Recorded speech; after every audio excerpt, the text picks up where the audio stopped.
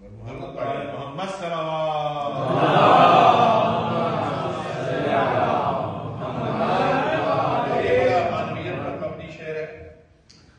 حقیقت بھی ہے اور تبلیغ بھی ہے.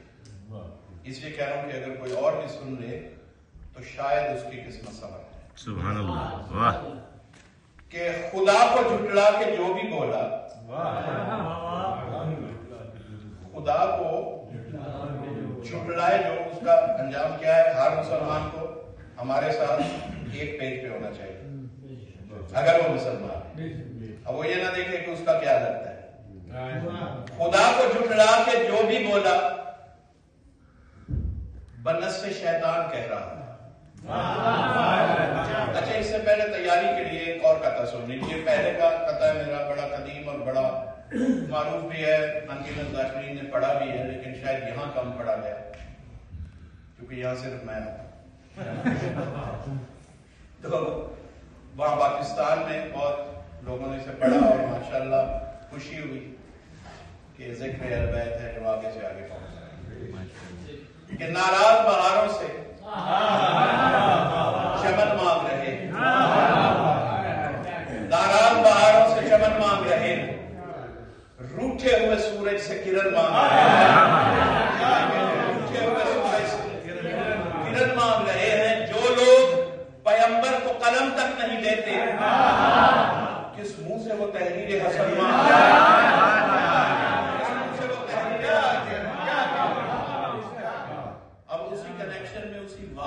کنیکشن میں جب رسول کو کاغذ قلم نہیں دیا تھا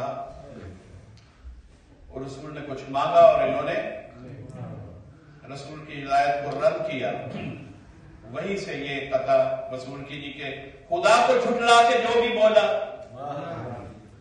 بنس سے شیطان کہہ رہا تھا. بڑا عقلی ہے اپنوں کو انوائٹ کرتے ہوئے. خدا کو جھٹلا کے جو بھی بولا بنس سے شیطان کہہ رہا. وما غوا کی سند بلا کر, وما ینطق عن الغوا, عن الغوا کی سند بلا کر خلاف قرآن کہہ رہا. خدا کو جھٹلا کے جو بھی بولا بنس سے شیطان, کیونکہ دو قسم کی وحی ہے, علمی موضوع, ایک اللہ کی طرف سے, ایک شیاطین کی طرف سے. قرآن میں اللہ نے کہا کہ شیاطین بھی اپنے اولیاء پر وحی کرتے ہیں. تو کچھ لوگ بنس سے الہی بولتے ہیں, کچھ لوگ بنس سے شیطان بولتے ہیں. خدا کو جھٹلا کے جو بھی بولا بنس سے شیطان کہہ رہا تھا.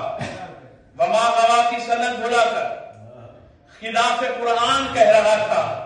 میرے, اب یہ بات سارے عالم اسلام کے لیے, میرے پیغمبر کا نطق وما ینطق عن الہوا ان ہوا الا وحی یوحی, میرے پیغمبر کی زبان نہیں ہلتی, نطق نہیں کرتا جب تک کہ اللہ فرما رہا ہے میں اسے وحی نہ کر دوں. یہ رسول کی پوری زندگی پر اپلائی ہے.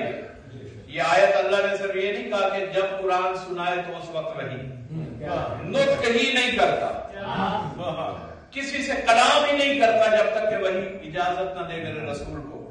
اس میں یاد کا رسول. اب سنیے, خدا کو جھٹلا کے جو بھی بولا بنس سے شیطان کہہ رہا تھا. وما غوا کی سند بھلا کر خلاف قرآن کہہ رہا تھا.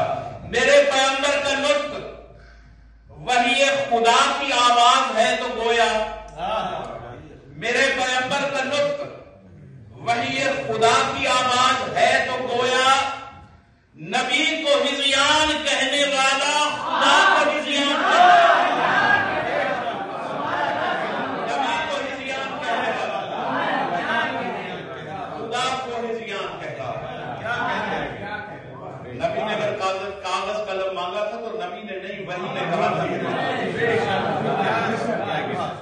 نبی کو ہذیان کہنے والا خدا کو ہذیان کہہ رہا تھا. اور یہ ایک اور شاعر ہے